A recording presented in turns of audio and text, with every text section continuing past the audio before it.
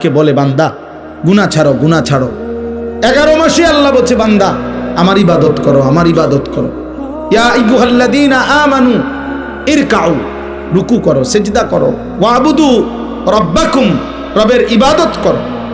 কিন্তু বলতে বলতে 11 মাস পরে আল্লাহ যেন আবার মায়া করে বলতেছে, আচ্ছা বান্দা যাও, 11 মাস কম বেশি হইছে, ঘাটতি হইছে, ঠিক মতো হয়তো খেয়াল করো নাই, তুমি কিছু ভুল করে ফেলছো। বান্দা ঠিক আছে, সব কিছু ঝেড়ে মুছে আরেকবার ঘুরে দাঁড়াও, আমি চলো ঠিক আছে বান্দা, আমি আল্লাহ মূলত চাই। একটা কথা মনে রাখবেন, আল্লাহ মূলত বান্দার ব্যাপারে চায়, আল্লাহর প্রথম চাওয়া বান্দাকে মাফ করে দিতে, আল্লাহর প্রথম চাওয়া বান্দাকে জান্নাত দিতে। বুঝেন নাই কথাটা? মূলত অনেক সময় আছে যে অনেকে ওই যে কথাটাই ঘুরাইতে আছে, মূলত হে রে ফিট তো চাইতে আছে, অন কথাটা মিলাইতে পারতেছে না, কিন্তু তার ভিতরে ক্ষোভ হইলো, তার উপরে জিদ উড়ান, তারে মারণ, ক্ষতি করা। আল্লাহ বলে না বান্দা, তোমার ব্যাপারে আমার প্রথম চাওয়া মাফ করে দিতে, তোমার ব্যাপারে আমার প্রথম চাওয়া জান্নাত দিতে। আমি জান্নাত দেব বেশি বান্দা। সাবাকাত রাহমাতি আলা গাদাবি, আমার রাগও আছে, আমার রহমতও আছে, কিন্তু আল্লাহ বলছে বান্দা আমার রাগের আগে আমার রহমত চলে, আমার রহমতের গতি বেশি আমার রাগের চাইতে। বুজুর্গানে দিন বলছে, মুফাসসিরিন কেরাম বলছে একটা সহজ কথা, আমি যদি বলি আমার কাছে কিন্তু লাঠি আছে, মায়াও আছে, মনে করেন আমি আমার বাচ্চারে বলে এই বেটা আমার কাছে মায়াও আছে, আমার কাছে লাঠিও আছে, তো এখানে পার্থক্য কি? আমি যদি তারে মারতে চাই লাঠি ওইখান থেকে নিতে হবে, কিন্তু আমি যদি তাকে মাফ করতে চাই মায়া আমার কলিজার ভিতরেই আছে। তো লাঠি নিয়ে মারা এটা দূরত্ব বেশি, কলিজার থেকে মায়া এটা তো কাছে বেশি।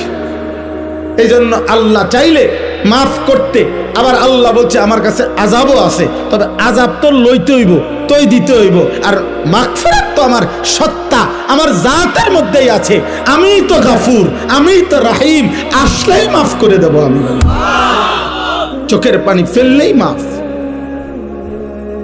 সুবহানাল্লাহ, সুবহানাল্লাহ। এই জন্য বাপ আল্লাহ তাআলা আমাদেরকে এই কথাটাই বুঝাইছেন, বান্দা 11 মাসেও যাও, তোমারে আমি ছাড় দিছিলাম, ডাকছিলাম, আচ্ছা ধরে নিলাম 11 মাস তুমি বান্দা আমার কথায় কদর করলা না, তো চলো একটা মাস রমজান আবার দিলাম আমি এই পৃথিবীতেই তোমারে, আমি একটি মাস দিলাম, একটা চাঁদ উঠবে তুমি রমজান শুরু করবা, আরেকটা চাঁদ উঠবে ঈদের তুমি রমজান শেষ করবা।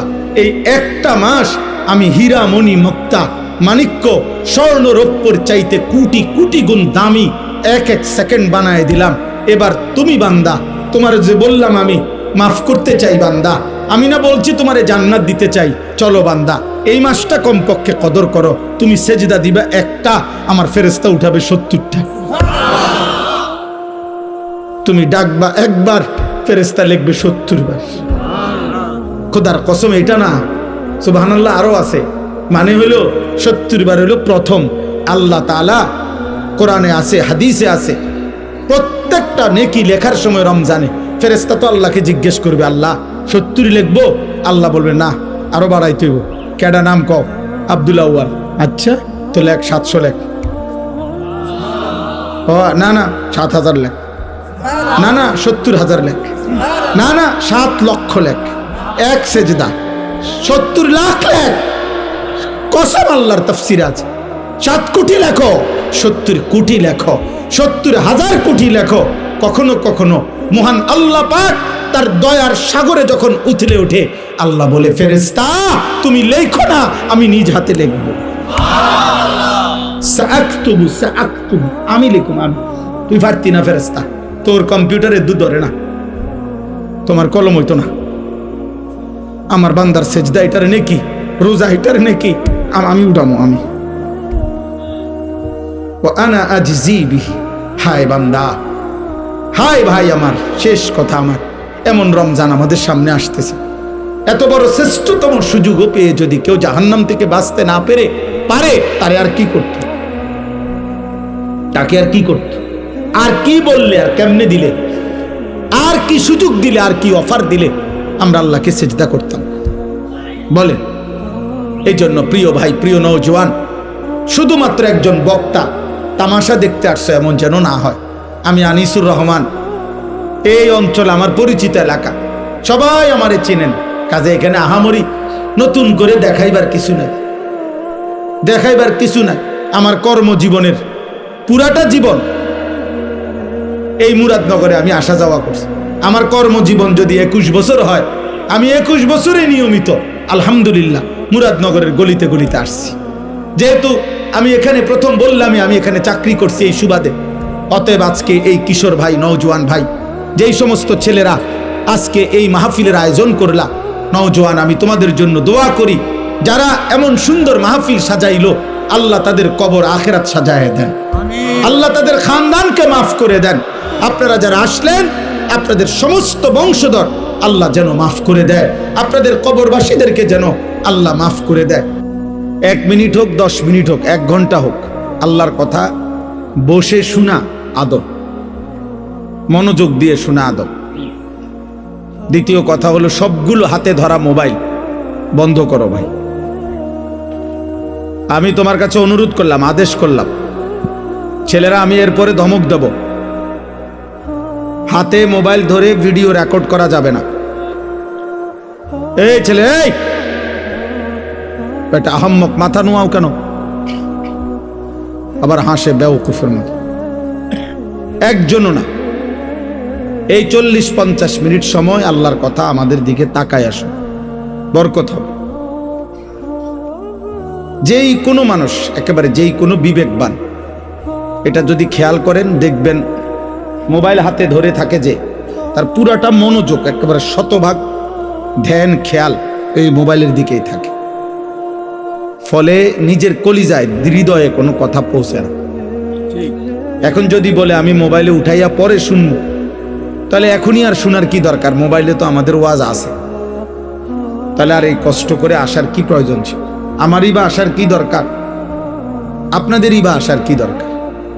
মোবাইলে তো ওয়াজ পাওয়া যায়, সবার ওয়াজ আছে, ছোট বড়, পরিচিত অপরিচিত, সকল বক্তা না, শুধু যার যা মনে চায় বর্তমান পৃথিবীতে সে তো তা মোবাইলে দিচ্ছে। চলা ফেরা, হাসি, যে যা মন চাচ্ছে সে তাই দিতেছে মোবাইল। তাইলে মোবাইলে তো সবই আছে, কিন্তু আমাদের জীবনে থাকা দরকার, জীবনে থাকা দরকার। এই জন্য সবগুলো ছেলে ভাই, প্রিয় ভাই নওজোয়ান, এই কুদ্দুর সময় আমার কাজে লাগা ভালো হবে। আলাদা আলাদা শোনো, কেউ কাউরে কোনো রকম একজন আরেকজনের দিকে তাকায়ও না, তুমি আমার দিকে তাকাও, আল্লাহ বরকত দেবে। আল্লাহর কথা দিল দিয়ে শুনতে হয়, মনোযোগ দিয়ে শুনতে হয়, নাই তো ফায়দা হয় না। একটি মাহফিল কোনোভাবেই এটা প্রদর্শনী না, লৌকিকতা না, এবং মাহফিল করানো এটা কোনো আশ্চর্যের কিছুও না যে আমরা একটা মাহফিল করাইছি। প্রতিদিন মাহফিল হচ্ছে, হাজার হাজার মাহফিল সারা বাংলাদেশে, বিশেষ করে শীত মৌসুমে 3-4 মাস লক্ষ লক্ষ মাহফিল সারা বাংলাদেশে। সেটা আমার বিষয় না, আমি বলছি এখন এটা ইন্তেজাম ওয়ালাদেরকে বলে। মাহফিলের মাইক ঠিক করা আমার দায়িত্ব ছিল না, আমার দায়িত্ব ছিল আসা। আমি আসছি, এটা আমি প্রথমেই বলছি, এটা যে মাইক ডিস্টার্ব আমি তো প্রথমেই বললাম, এই জন্য বললাম। তো আমার কথা এটাই। এই ছেলে, এই ভাই, এই দাড়িওয়ালা ছেলে, ফাজলামি করো নাকি ভাই? দোস্ত তুমি আর পাল্লা না লাগলে চলে যাও ভাই, চলে গেলে ভালো। আব্বা উঠা চলে যাও, হাইসো না, তুমি চলে গেলে ভালো হয় বাবা। দয়া করে ফাজলামি করো না, মস্কারি করা ঠিক না।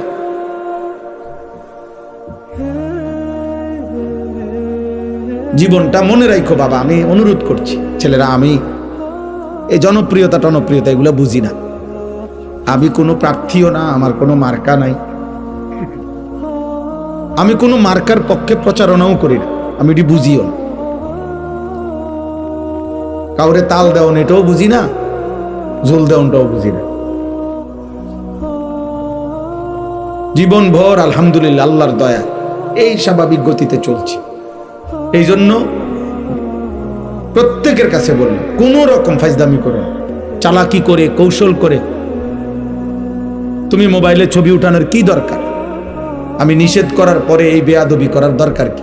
তার চাইতে চলে গেলে ভালো, যে হুজুর আপনার মতো হুজুরের ওয়াজ না শুনলে কি হয়, তা তুমি যাও গা রাগ করে, আমার তো কোনো অসুবিধা নেই। আমি তো ইয়াকিনের সাথে বিশ্বাস করি যে আল্লাহর কথা একজনকে বললেও নেকি হয়।